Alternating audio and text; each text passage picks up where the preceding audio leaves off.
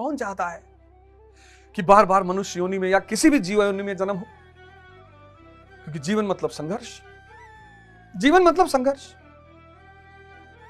और जो लड़ने के काबिल हो गया उसको मजा आने लगा। बस एक ही आदमी को जीवन में मजा आएगा जो युद्ध की क्षमता पा गया है।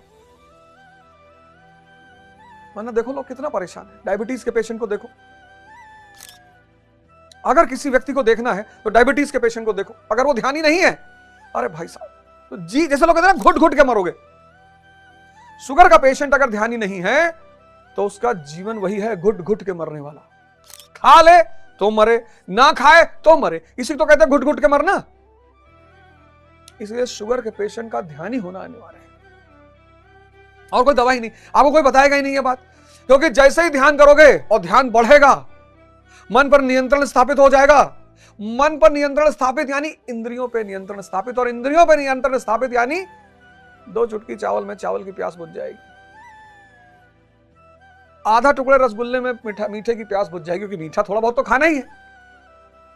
ध्यान का कोई, शुगर का और कोई परमानेंट इलाज ही नहीं, ध्यान और योग के सिवा है ही नहीं। आवागमन, फिर क्षमता होने के बाद नहीं लड़ोगे तो आवागमन का फिर शिकार हो जाओगे, फिर कहीं पैदा होगे, फिर कोई दुर्योधन जैसा मिलेगा। और समाज, समाज यानी रिश्तेदार, यानी दोस्त, यानी पड़ोसी,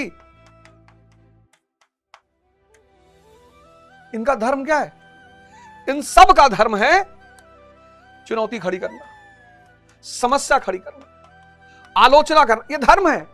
हम नहीं करते क्या? हम अपने किसी रिश्तेदार की, दोस्त की ऐठत बहुत है, देखो फॉर्च्यूनर ले आवा है, कैसे बैठा रहा गाड़ी में, देखो। हम सब नहीं करते, हम सब करते हैं। हम भी तो किसी के रिश्तेदार हैं, हम भी तो किसी के दोस्त हैं, हम भी तो किसी के पड़ोसी हैं। कुछ लोग ज्यादा कर देते हैं।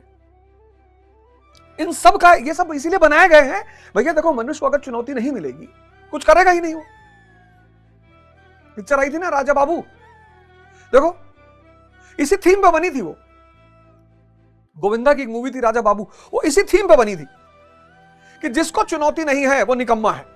ये नियम है कि जिसको भी चुनौती नहीं है, इसलिए जितने लोग आपकी बुराई करते हैं, जितने लोग आपको भला बुरा बोलते हैं, बस वही आपके शुभचिंतक हैं। निंदक नियरे राखिए आंगन को तिरछवाए। आप यार नाराज होते हो, आप दुखी होते हो, आप उनको गाली देते हो। दुनिया में इन 3 लोगों के साथ नहीं रहा जा सकता, और इन्हीं के साथ रहना भी है। देखो, शादी में सबका रोल होता है, जीजा का, बुआ का, मौसी का, मामा का, सबका। इतनी बढ़िया व्यवस्था बना रखी है, चाहे मरनी हो, चाहे करनी हो, चाहे जन्म हो, चाहे जो भी हो, समाज का रोल है। इसलिए आप समाज से कट के भी नहीं रह सकते। और जब उपलब्धि पाए तो किसको दिखाओगे? आईएएस बनोगे जब, फर्स्ट रैंक, सबसे पहले गांव की तरफ भागोगे। दिल्ली में मजा नहीं आएगा, सबसे पहले गांव की तरफ भागोगे।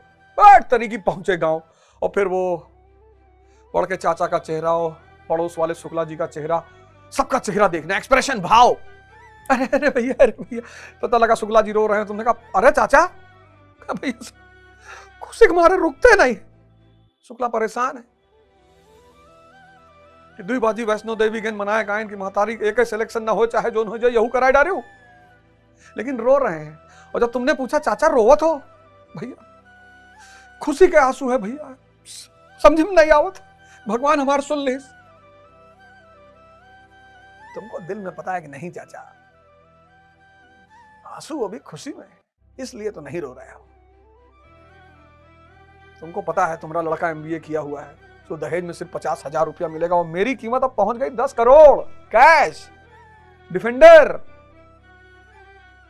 अब तुम्हारे लड़के की शादी होगी किसी क्लर्क के घर में अब, और मेरी शादी होगी मंत्री के घर में।